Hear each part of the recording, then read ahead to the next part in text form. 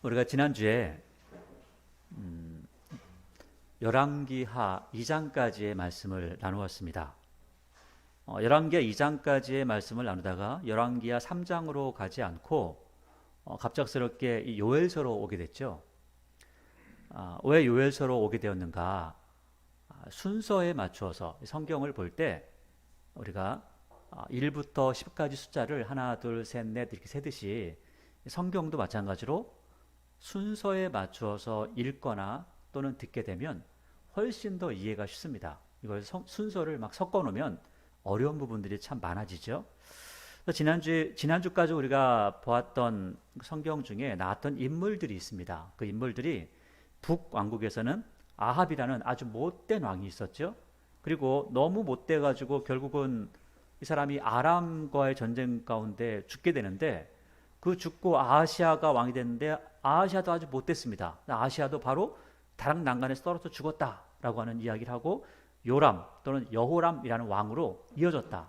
그런 내용이 지난주에 우리가 봤던 내용이고요. 이건 북왕국의 이야기였고, 이 남왕국은 여호사밧 그리고 여호람 그 다음에 아달랴 요아스라고 하는 그 왕의 계보가 이어지는 것을 볼 수가 있습니다. 자, 그러면 오늘 왜 이 말씀을 보고 있냐면, 요엘서는 정확하게 언제 기록되어져 있는가 이것을 기록하고 있지 않습니다. 그래서 요엘서가 언제 기록됐지, 요엘서가 어떤 왕 때 이게 기록되어진 건가, 어떤 왕 때 있었던 일인가를 잘 모릅니다. 그런데 이 요엘서에서 나오는 이 사건들을 쭉 살펴보면 아마도 이때쯤 일어났던 사건이었던 것 같다라는 것들을 읽을 수 있는 단서들이 있습니다. 그래서 그런 단서를 중심으로 해서 요엘서를 쭉 살펴보게 될 건데요. 이 요엘이, 그러니까 지금 우리가 보는 순서대로 해서 요엘이 남쪽에서 활동을 했거든요. 남쪽에서 활동을 했습니다. 왜냐하면 이 요엘이 계속해서 이야기할 때, 또 예언을 할 때 이야기하는 것이 시온 또는 예루살렘을 이야기합니다. 북왕국에서는 예언자들이 이야기할 때 시온, 예루살렘 이렇게 이야기하지 않습니다. 그런데 남쪽에 예루살렘 성이 있기 때문에 그렇게 예언을 하고 있는 거죠. 그리고 이 요엘이라고 하는 이름의 뜻이 뭐냐면 여호와께서 하나님이시다라고 하는 것을 이야기합니다. 그러면 이 남쪽에서 요엘이 활동할 때 북쪽에서 활동했던 예언자가 있습니다. 그 사람이 지난주에도 우리가 보았는데 엘리야라고 하는 사람입니다. 그러면 엘리야라고 하는 사람의 이름의 뜻은 뭐냐면 똑같습니다. 여호와께서 하나님이시다. 이것을 이야기하고 있습니다. 그러니까 요엘이든지 아니면은 엘리야든지 똑같은 뜻을 가지고 있는 이름이라는 거죠. 그래서 그 당시에 지금 북쪽이나 남쪽이나 하나님을 잘 알지 못하는 상태이기 때문에 하나님이 누구시냐면 여호와께서 하나님이셔, 이렇게 밝혀주고 있는 겁니다. 자, 근데 엘리야 때 어떤 사건이 있냐면, 엘리야 때 아합이 하도 말을 안 들으니까 하나님께서 엘리야를 통해서 아합에게 말씀하시기를, 내가 당신에게 말하기 전까지는 흉년이 계속될 겁니다. 비가 안 올 겁니다. 이렇게 이야기하죠. 그래서 그 기간을 따져보니까 3년 6개월 동안 비가 안 왔다는 겁니다. 그리고 나중에 엘리사 때는요, 또 비가 안 오는데 7년 동안을 비가 안 옵니다. 그러니까 이런 시간들이 지나면서 그럼 그 뒤에 어떤 사건들이 있느냐라는 것들을 이야기하고요. 또 한 가지는 오늘 요엘서에서 이야기하는 게 메뚜기에 대해서 이야기합니다. 메뚜기. 우리 메뚜기 잘 아시죠? 메뚜기에 대해서 이야기하는데, 메뚜기를 이야기하고 있는 예언서가 딱 두 개가 있습니다. 두 개가 있는데 하나는 아모스라는 거고요, 하나는 요엘서입니다. 근데 아모스서는 나왔던 그 배경이 있습니다. 근데 요엘서는 나오지 않거든요. 그래서 이 아모스서에 나오는 걸 보니까 그럼 이 전에 일어났던 사건이 요엘서에서 일어났구나라는 것들을 우리가 추정해서 볼 수가 있는 거죠. 그래서 오늘 엘리야가 예언을 하고 3년 6개월이 지난 다음에, 그 다음에 그 비가 오면서 생겨났던 메뚜기 재앙들이 바로 여기에서 쭉 나타나는 것을 우리에게 보여주고 있다는 겁니다. 자, 우리가 메뚜기에 대해서 잠깐 이야기했으니까 한 부분만 먼저 읽어드리고 그 다음에 요엘서를 설명을 해드리도록 하겠습니다. 왜냐하면 우리가 이 예언서를 풀어나갈 때 많은 분들이요, 예언서를 굉장히 어렵게 풀고 나갑니다. 그리고 또 뿐만 아니라 예언서를 볼 때 많은 신학자까지도요, 예언서를 이상하게 풀어갑니다. 그래서 하나님께서 지금 뭔가를 말씀하시려고 하는데 그걸 그대로 듣는 것이 아니라 자기 마음대로 해석을 해서 사람들에게 이야기를 합니다. 그래서 그 해석한 것을 사람들이 듣고 이상한 이단들을 많이 만들어냅니다. 특별히 이단을 만들어내는 그 부분 중에 어디가 제일 많냐면 요엘서가 제일 많습니다. 요엘서, 그 다음에 다니엘서, 그 다음에 요한계시록, 이 세 가지의 성경을요, 사람들이 이상하게 해석을 해서 이단을 많이 만들어갑니다. 그래서 우리가 요엘서를 읽을 때 꼭 참고하고 봐야 될 부분이 있는데, 바로 구약에 지금 왜 요엘서의 사건이 일어날 수밖에 없는가에 대해서 말씀하고 있는 부분을 살펴보게 될 겁니다. 제가 읽어드릴게요. 신명기 말씀인데요, 이렇게 말씀하고 있습니다. 복과 저주에 대한 말씀이에요. 너희들이 내 말을 잘 들으면 이렇게 될 거야. 너희들이 내 말을 안 들으면 너희들이 이렇게 망할 거야. 이 부분을 이야기합니다. 그런데 잘 들으면 이라는 부분들은 앞에 이제 빼놓고 지금 이 사건에 대한 것만 여러분들에게 읽어드리도록 하겠습니다. 말을 하도 안 들으니까 안 듣는 사람들에게 어떻게 말씀하시는지 이렇게 이야기해요. 여호와께서 너와 내가 세울 내 임금을 너와 내 조상들이 알지 못하던 나라로 끌고 가시리니, 포로로 끌고 간다는 거죠. 그 다음에 내가 거기서 목석으로 만든 다른 신을 섬길 것이며 여호와께서 너를 끌어가시는 모든 민족 중에서 내가 놀람과 속담과 비방거리가 될 것이라. 내가 많은 종자를 들에 뿌릴지라도 뭐가 먹냐면 메뚜기가 먹음으로 거둘 것이 적을 것이며. 왜 메뚜기가 와서 먹을까요? 하나님 말씀을 불순종하니까 하나님께서 뭘 보낸다는 거죠? 메뚜기를 보낸다는 겁니다. 자, 그 다음에 39절, 내가 포도원을 심고 가꿀지라도 벌레가 먹음으로 포도를 따지 못하며 포도주를 마시지 못할 것이며 내 모든 경내에 감람나무가 있을지라도 그 열매가 떨어짐으로 그 기름을 내 몸에 바르지 못할 것이며 내가 자녀를 낳을지라도 그들이 포로가 됨으로 너와 함께 있지 못할 것이며 내 모든 나무와 토지수하는 메뚜기가 먹을 것이며. 이렇게 하면서 메뚜기에 대한 이야기를 합니다. 자, 왜 메뚜기가 이걸 먹고 있어요? 하나님의 말씀대로 살지 않고 자꾸 뭘 섬기냐? 하나님이 아닌 다른 이방신들을 섬기고 따라가니까 내가 이렇게 할 거야 라고 했던 예언의 말씀이 어디에 있어요? 신명기에 있다는 거예요. 자, 그리고 우리가 요엘서를 보는 겁니다. 자, 요엘서를 볼 때 여러 부분들을 제가 설명을 좀 해드릴 거예요. 그 부분을 잘 보시면 좋습니다. 보면 요엘서 1장 1절을 보니까 부두엘의 아들 요엘에게 임한 여호와의 말씀이라. 자, 말씀인데 뭐가 있냐면 언제 어디서 있었는지를 안 나오잖아요. 그런데 이 뒤에 내용들을 보니까 이때쯤 썼겠다라고 싶은 거예요. 자, 그래서 2절을 보니까 늙은 자들아 너희는 이것을 뭐하라고요? 들으라는 거예요. 자, 그러니까 연세가 드셔서 들어야 되고 땅의 모든 주민들아, 젊은 사람들도 너희는 귀를 기울여서 들어야 되고 너희의 날이나 너희 조상의 날에 이런 일이 있었는가? 그러니까 한 번도 이런 일이 없었는데 지금 뭔가 일이 일어났어요. 그런데 그 일이 일어난 사건은 이야기하지 않고 뭐라고 하냐면, 야, 너 이런 거 경험해 본 적 있어? 지금까지 경험해 본 적이 있니? 한 번도 없잖아. 그러면 이게 뭔지 너희들이 잘 들어봐. 왜 그런지 알아야 돼 라고 말씀하고 있다는 거예요. 그리고 또 그 일이 뭔지는 모르는데 계속해서 이야기합니다. 3절에 너희는 일이 뭐죠? 몰라요. 근데 이 일을 4절에서 기록을 합니다. 4절에서 뭐라고 그래요? 팥중이가 남긴 것을 메뚜기가 먹고, 메뚜기가 남긴 것은 느치가 먹고, 느치가 남긴 것은 황충이 먹었다. 이 일. 그래서 3절에 너희는 이것을 너희 자녀에게 말하고. 자, 사건은 한 번 일어났죠? 한 번인데 자녀에게 말하고 너희 자녀는 또 일어난 걸 보고 가르치는 게 아니라 그 예전에 아버지가 경험했던 거, 그거를 다시 또 자녀에게 가르쳐주고, 그다음에 그 자녀는 그 손주에게 또 가르쳐주라는 거예요. 그 사람이 경험해서가 아니라 뭘 보고? 역사를 보고 배우라는 겁니다. 자, 하나님께서 신명기에 먼저 말씀을 하셨고 그 사건이 한번 일어났죠? 그러면 그 다음부터는 또 그 사건이 또 일어나서 경험하고 의더 터지고 알고 할 것이 아니라 한 번 맞은 걸 보고 그 다음부터는 어떻게 하죠? 너는 따라하지 마라는 거죠. 자, 우리가 학교를 다닐 때나 아니면 자녀들을 교육할 때나 아니면 아이들을 교육할 때요, 전체가 다 잘못했어요? 그럼 전체를 다 때릴까요? 아닙니다. 대표성 띠는 아이 하나만 딱 꺼내가지고 어떻게 해요? 한 대를 때립니다.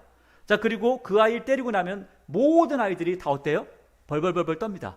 그리고 나서 그 한 일에 대해서 다들 잘못했구나.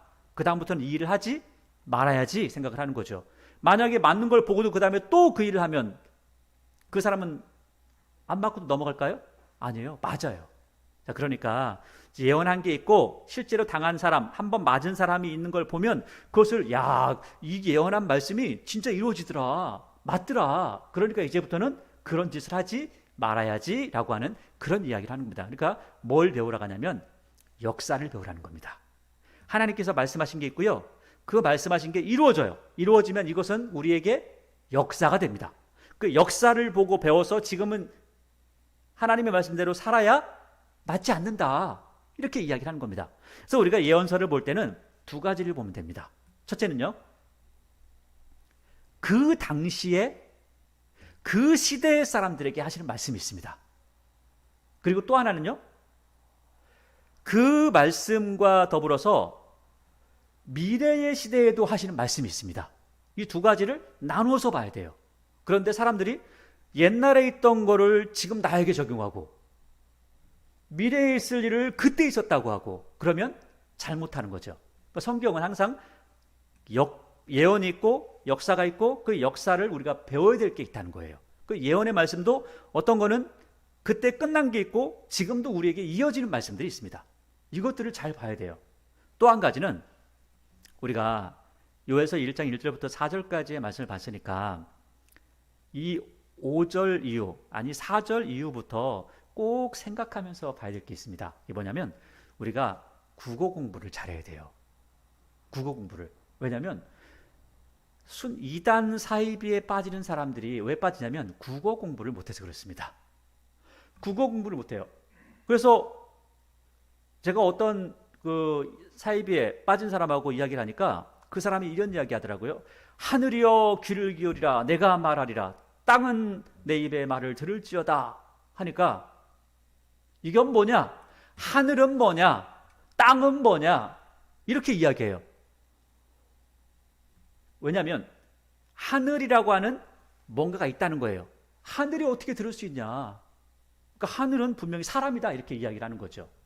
땅은 뭐냐? 땅도 사람이다 이렇게 이야기합니다. 왜? 들을 수 있는 존재가 뭐예요? 사람이기 때문에. 그런데 이것은 하늘을 사람으로 이야기하고 땅을 사람으로 이야기하는 것이 아니라 이것은 비유법이에요. 비유하는 겁니다. 그러니까 어떠한 특정한 사람을 이야기하는 것이 아니라 하늘과 땅에 사는 모든 사람들은 뭐 하라고요?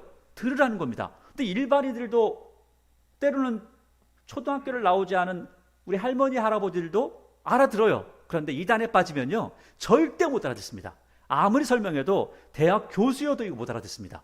이야기하면 무슨 소리야? 하늘은 목사야, 땅은 성도야. 자꾸 이렇게 이야기하면 말도 안 되는 소리를 합니다. 자꾸 구분해서 이야기해요. 그래서 비유법이라는 게 있는데 비유법은 우리도 모르는 사이에 쓰고 있는 우리의 언어의 법칙들이 참 많습니다. 그런데 이 법칙들을 보면 이 비유라고 하는 것은 특별히 우리가 다른 표현을 한다면 문학적 표현이라고 말할 수 있습니다. 문학적인 표현이라는 거예요. 그래서 이 비유법 몇 가지만 설명을 해드릴게요. 왜냐하면 이 비유법을 모르면 요엘서를 아주 엉터리로 읽습니다. 그래서 아주 이상하게 사람들에게 이야기를 해버리죠. 그리고 그렇게 실제로 말하고 있는 목회자들도 있습니다. 그래서 이거는 들으면 압니다. 아, 이런 거구나. 자, 보세요. 첫째는 직유법이라는 게 있어요. 직유법이 뭐냐면 뭐뭐처럼 뭐뭐같이라고 하는 거예요. 그래서 팥뿌리 같이 늙은 할머니. 그러면 진짜 팥뿌리가 늙은 거예요? 아니죠. 머리가 하얗게 센 진짜 할머니를 이야기하는 거죠. 뭐 새순 같은 아이의 손, 닭장 같은 아파트, 뭐뭐 같은 뭐 그런 겁니다. 진짜 닭장에 사는 게 아니잖아요. 아파트가 마치 닭장처럼 좁고 또 그리고 모여가지고 그렇게 살고 있다. 이제 이런 것들을 표현하는 겁니다. 그 다음에 은유법이라는 게 있어요. 은유법은 A는 B다 이렇게 이야기하는 겁니다. 우리가 특별히 오늘 말씀에서 볼 거는 직유법을 많이 봅니다. 직유법. 그런데 이 비유법에 대한 게 몇 가지가 있는데 그 몇 가지만 설명을 하면 은유법이라는 것은 A는 B다라는 거예요. 그래서 내 마음은 호수요. 내 마음이 호수예요? 아니에요. 그런데 표현하는 거예요. 책은 마음의 양식이요. 이렇게 표현하는 겁니다. 마치 이것은 이거야 라고 하는 겁니다. 이게 직유법이라고 하는 거예요. 이게 은유법이라고 하는 겁니다. 그래서 이 법을 알아야 이걸 쓰는 것이 아니라 지금도 우리 모든 사람들이요, 그 쓰고 있습니다. 이게 은유법인지 직유법인지 몰라도 우리 다 쓰고 있어요. 그 살고 있습니다. 그냥 이거를 언어학자들이 그렇게 만들어 놓은 거예요. 이렇게 하는 게 은유법이야. 의인법이라는 게 있습니다. 의인법은 뭐냐면 사람이 아닌데 사람인 것처럼 표현한다는 거예요. 그래서 노래하는 꾀꼬리 하면은, 아니 꾀꼬리가 노래를 하는 게 아니잖아요. 그런데 사람으로 생각해 보니까 노래하는 것처럼 그렇게 해 라고 하는 거죠. 내 귀를 간지럽히는 목소리, 이런 식으로 표현하는 겁니다. 그 다음에 화류법이라는 게 있는데 무생물을 생물처럼 표현하는 거예요. 이거 다 문학적인 표현이죠. 연꽃을 만나고 가는 바람. 그렇죠? 아니 연꽃에 바람이 불면 연꽃 바람이 부니까 연꽃이 흔들리네 이렇게 하는 것이 아니라 연꽃을 만나려고 바람이 와서 마치 간 것처럼, 이 문학적인 표현이죠. 굉장히 예쁘게 표현하는 겁니다. 여러분, 그런데요, 놀랍게 성경에 이런 표현들이 많습니다. 근데 이런 표현들을 연꽃을 바람이 만나? 이렇게 하면 굉장히 이상해지는 거죠. 그러니까 이런 것뿐만 아니라 굉장히 많은 법들이 있다는 거예요. 근데 오늘 이 요엘서에서 말씀하고 있는 요엘서를 쓰고 있는 이 비유법의 법칙 중에 직유법을 굉장히 많이 쓰고 있습니다. 직유법을 사람들이 어떻게 잘못 썼는지, 그리고 여기서 직유법을 어떻게 쓰고 있는지를 우리가 살펴보도록 하겠습니다. 여기 보시면 4절에 팥중이가 남은 것은 메뚜기가 먹고, 메뚜기가 남은 것은 느치가 먹고, 느치가 남은 것은 황충이 먹었다, 이렇게 하잖아요. 팥중이, 메뚜기, 느치, 황충 말하잖아요. 근데 우리나라는 메뚜기 하나밖에 없는 것 같지만 실제로 우리가 지금 살고 있는 우리 이 시대에도요, 한 8년 전인가 저쪽 해남 쪽에서요 엄청난 메뚜기 떼가 나왔어요. 그래서 그 메뚜기 떼를 학자들이 뭐라 했냐면 그건 메뚜기가 아니고 풀무치야 라고 이렇게 이야기했습니다. 그러니까 풀무치가 얼마나 많았는지 얘들이 바닥에 막 쫙 깔려서 사람이 걸어가면 밟고 지나가야 될 정도로 그렇게 많았습니다. 우리나라에도 그런 적이 있다는 거예요. 그러면 우리는 풀무치, 메뚜기 이렇게 하지만 여기는 더 많았어요. 종류가 팥중이, 메뚜기, 또 느치, 황충 이렇게 많아요. 그런데 이 메뚜기도요, 우리나라 메뚜기, 이 팥중 이런 것들은 조그맣잖아요. 귀엽죠. 먹을 수 있잖아요. 근데 메뚜기 중에도 먹을 수 있는 게 있고 먹을 수 없는 게 있습니다. 그런데 메뚜기를 지금 학자들이 계속 연구하고 있는데 메뚜기의 그 모습이 너무 신기한 거예요. 왜냐하면 어떤 메뚜기는 초록색으로 나와 있는데 어떤 거는 누렇게 나와 있더라는 거죠. 그래서 그것을 황충이라고 합니다. 이게 누렇게 변했다는 거예요. 근데 이건 못 먹어요. 근데 희한하게도 이 시퍼렇게 나온 것이 아무것도 아닌 것 같은데 어느 순간 보면 얘들끼리 지들끼리 날개가 붙여서 그런지 다리가 붙여서 그런지 모르지만 변하기 시작하는데 황충으로 변하면 사람들이 먹을 수가 없다는 겁니다. 그래서 얘들은 마치 새처럼 하늘을 막 날아다녀요. 이런 것들이 우리나라에는 없지만 아프리카 쪽에 가면 굉장히 많습니다. 지금 여기 그 이스라엘 나라도 이런 것들이 굉장히 많아요. 그러니까 이거를 세분화한 겁니다. 그래가지고 팥중이 같은 것도 있고 메뚜기 같은 것도 있고 그다음에 느치도 있고 황충도 있더라. 이렇게 이야기하는 거죠. 이건요, 우리가 인터넷이나 아니면은 뭐 유튜브 이런 데 찾아보면 야, 우리나라는 메뚜기가 진짜 양반이네. 세계적으로 메뚜기가요 싹 쓸고 가는 경우가 굉장히 많습니다. 자, 그런데 뒤에 보세요. 5절부터 보니까 취하는 자, 4절에 한 가지 더 보겠습니다. 여기 보시면 팥중이, 메뚜기, 그다음에 황충, 느치 이렇게 나오잖아요. 이것을 우리 기독교 역사에 굉장히 유명한 신학자가 이걸 딱 보더니 팥중이는 뭐냐? 팥중이는 아마도 아수르인 것 같아. 그럼 메뚜기는 뭐냐? 메뚜기는 아마도 바벨론인 것 같아. 느치는 뭐냐? 느치는 헬라야. 황충은 뭐지? 로마야. 이렇게 해석을 했습니다. 자, 그런데요, 사람이 말을 해도 처음부터 끝까지 들어야 그 내용을 알 수 있죠. 근데 요엘서를 읽어보면 지금 이건 기독교사에서 굉장히 많은 업적을 쌓은 신학자입니다. 그런데도 불구하고 이렇게 해석을 했어요. 자, 그런데 진짜 그러한지는 우리가 읽어보면 압니다. 근데 신학자도 이렇게 실수한다는 거예요. 자, 보세요. 5절 보세요. 취하는 자들아 너희는 깨어 울지어다. 포도주를 마시는 자들아 너희는 울지어다. 이는 단 포도주가 너희 입에서 끊어졌다. 그러니까 지금 술 마시는 사람들도 야야 지금 술 마실 때가 아니야. 빨리 깨어 울어. 빨리 울어. 또 포도주를 마셔도 울어. 왜 그럴까요? 포도주가 없어. 먹을 포도주가 없어. 지금 너 취했지? 이제부터는 취할 수 없어. 왜? 먹을 게 없으니까. 그래서 6절을 보세요. 지금 포도주가 다 끊겼는데 6절에 왜 그러냐면 다른 한 민족이 내 땅에 올라왔으며, 그러니까 다른 한 민족이 내 땅에 올라왔어. 그러니까 한 민족이 이스라엘에 왔으니까 그 민족이라는 게 팥종이고 메뚜기고 그다음에 느치고 황충이구나. 그러니까 이게 아수르고 바벨론이고 이렇게 이야기를 했거든요. 자, 그러면 끝까지 읽어보면 알잖아요. 왜냐하면 이게 무슨 표현이라고요? 문학적인 표현이라는 거예요. 문학적인 표현이라는 거예요. 자, 올라왔으며 그들은 강하고, 자, 강해요. 수도 많아요. 그 다음에 이빨은 사자의 이빨이에요? 이빨 같아요?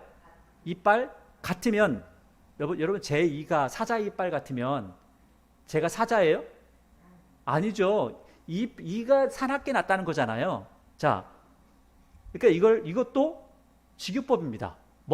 같고 라고 하는 거예요. 자, 그 다음에 그 어금니는 암사자의 어금니 같다. 그러니까 암사자의 어금니는 아니죠. 그러니까 암사자가 아니라는 거죠.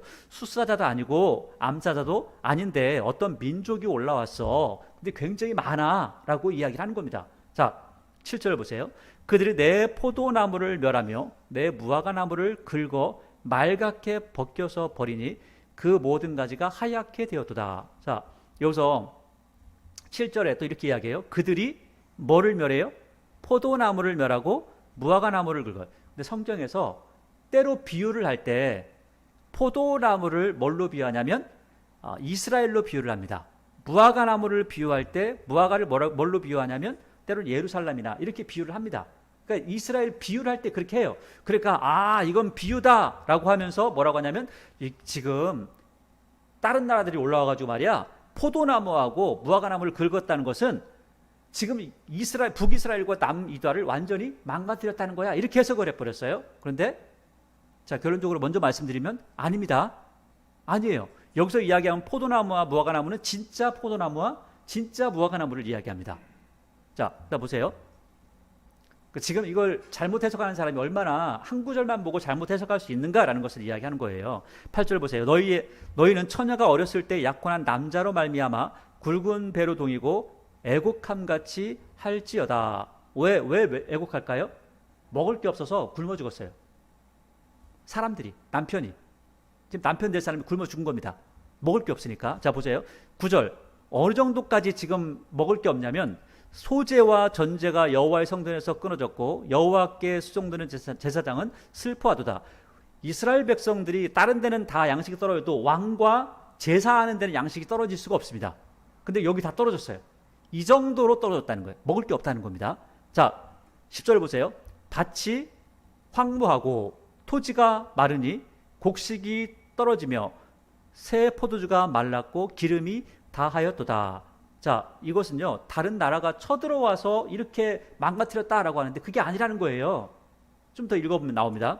자, 11절 보세요.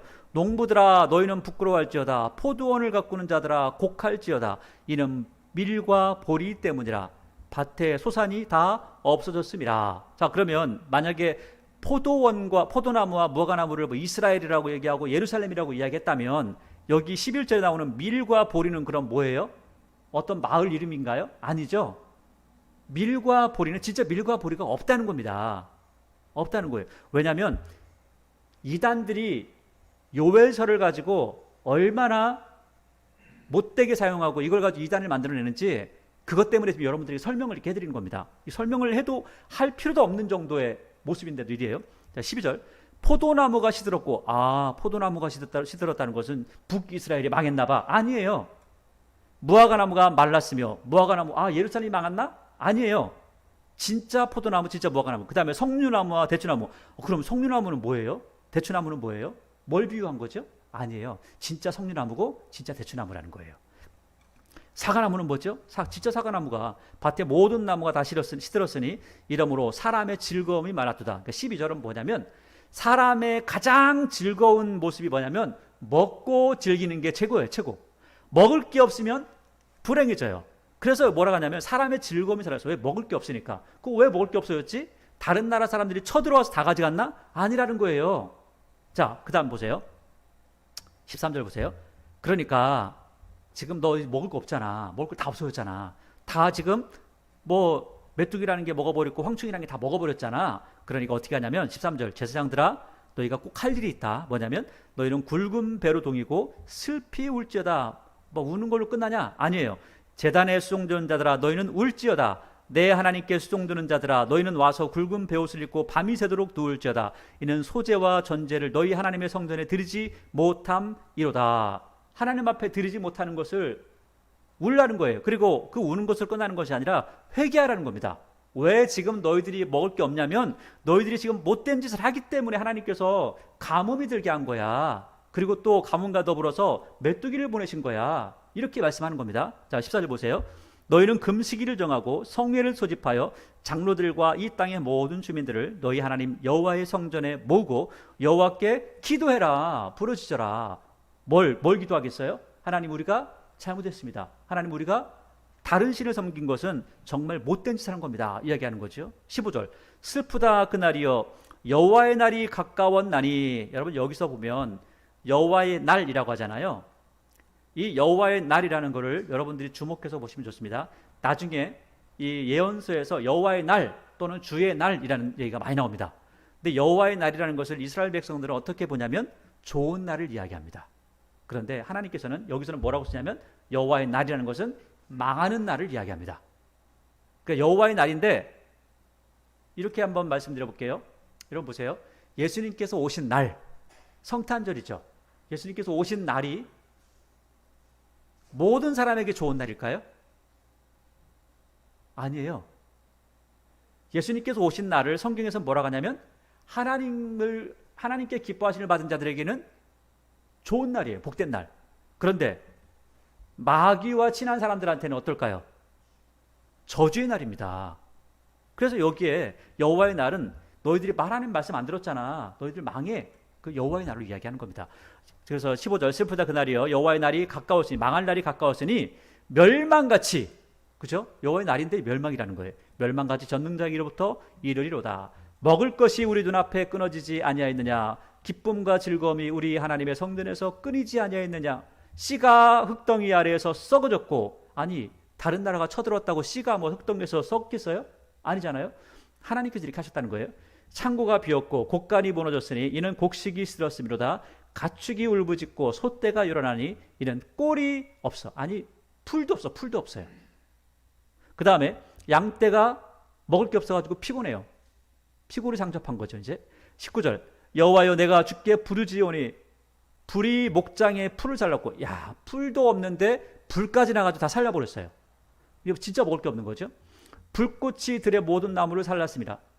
메뚜기가 먹고 나서 그 다음에 다 불 살라버렸어요. 그 다음에 20절 들 짐승도 주를 향하여 헐떡거리오니 시내가 다 말랐고 들의 풀이 불에 탔음이니이다.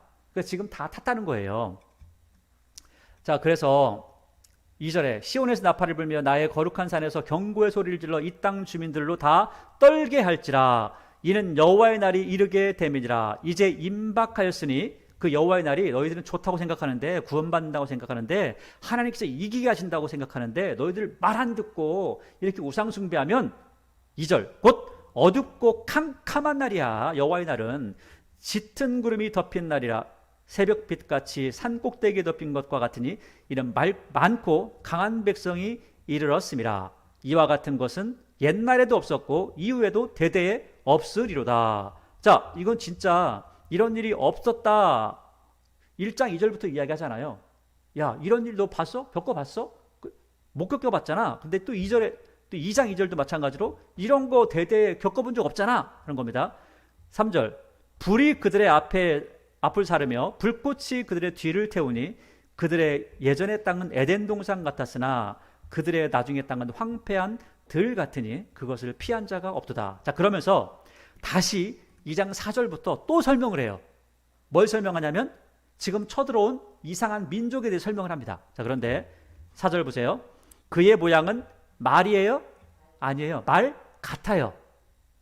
말은 아니에요. 그 다음에 달리는 것은 기병 같아요. 이것도 문학적인 표현이에요. 그들이 산꼭대기에서 뛰는 소리는 병거 소리와 같아요. 그러니까 병거는 아니에요. 근데 그렇게 들린다는 거예요. 그 다음에 불꽃이 건물을 사르는 소리와도 같아요. 그러니까 불이 나가지고 막 태우는 소리 같은데 불이 타는 건 아니에요.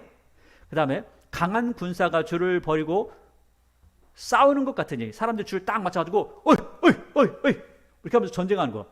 우리가 이긴다 이렇게 그런 거 구호 외치는 것 같다는 거예요. 그 다음에 6절 그 앞에서 백성들이 질리고 이스라엘 백성들이 질리는 거예요. 무리의 낯빛이 하얘졌도다. 그들이 용사같이 용사예요. 용사 같은 거예요. 용사 같은 거예요. 용사는 아니에요.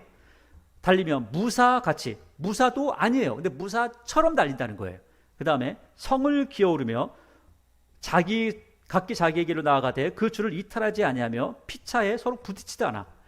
각기 자기의 길로 나아가며 무기를 돌파하고 나아가나 상하지 아니하며 성중에 뛰어들어가며 성 위에 달리며 집에 기어오르며 도둑같이 창으로 들어가니 그 앞에서 땅이 진동하며 하늘이 떨며 해와 달이 캄캄하며 별들이 빛을 거두도다. 그러니까 지금 얘들이 뭔지는 모르는데 오니까 아주 그냥 집안이 난리가 난 거예요. 집안이 가득하게 찬 거예요, 이것들이. 그 다음에 이것들이 날아다니기도 하고 그 다음에 얼마나 잘 날아다니는지 하늘에 해가 떴는데 밑에 지금 깜깜한 거예요. 해가 비치지 않습니다. 마치 먹구름 익힌 것처럼 그런 상황이 됐다는 거죠. 그래서 11절 여호와께서 그의 군대 앞에서 소리 지르시고 그의 진영은 심히 크고 그의 명령을 행하는 자는 강하니 여호와의 날이 크고 심히 두렵도다. 당할 자가 누구랴 라고 이렇게 이야기하잖아요. 여기에서 11절입니다. 여호와께서 뭐요? 그의 군대. 그래서 이것을 여호와의 군대라고 합니다. 여호와의 군대라는 거예요. 이 여호와의 군대가 있다는 거예요. 하나님께서 군대를 이끌고 다니신다는 거예요. 그래가지고 이것을 가지고 사람들이 뭘 만들었냐면 여호와의 군대를 만들었습니다. 이단이라고 하는 사람들이 만들었어요. 여호와의 군대라고 만들었습니다. 그래서 여호와의 군대를 모읍니다 했어요. 그래서 사람들을 다 모아요. 그리고 여러분들은 여호와의 군대입니다. 그러니까 여호와의 군대 앞처럼 병사처럼 힘있게 살아야 됩니다. 이렇게 이야기해요. 자, 그러면 진짜 그런지 또 보면 알잖아요. 우리가 진짜 그런지 여호와의 군대라고 하는 게 어떤 사람인지, 우리가 지금 사람을 모아서 여호와의 군대를 만들고 여호와의 군대라고 말해야 되는지 보면 알잖아요. 보세요. 먼저 볼게요. 20절을 보세요. 20절 여호와의 군대라고 했잖아요. 분명히 하나님께서. 그런데 20절을 보니까 같이 한번 읽어볼까요? 시작. 내가 북쪽 군대를 너희에게서 멀리 떠나게 하며 메마르고 적막한 땅으로 쫓아내리니 그 앞에 부대는 동해로 그 뒤에 부대는 서해로 들어갈 것이라. 상한 냄새가 일어나고 악취가 오르리니 이는 큰 일을 행하였음이라 하시니라. 아니, 하나님께서 군대를 일으켰어요. 군대를 막 일으킨 다음에 야, 일어나 너희들 말이야 저 성을 다 물리쳐라 해놓고 나서 그 성을 물리치고 나니까, 점령하고 나니까 어떻게 하냐면 야, 반은 저쪽 사해가 빠져 죽어라, 반은 저 지중해 가서 빠져 죽어라. 하나님의 군대를 하나님께서 그렇게 하실까요? 아니라는 거예요. 그러니까 여기서 말하는 거, 그러면 여러분 여기서 말하고 있는 계속해서 뭐 사자 같고 병거 같고 무사 같고 용사 같고 이게 뭘까요? 다시 보겠습니다. 25절을 보세요. 25절을 보시면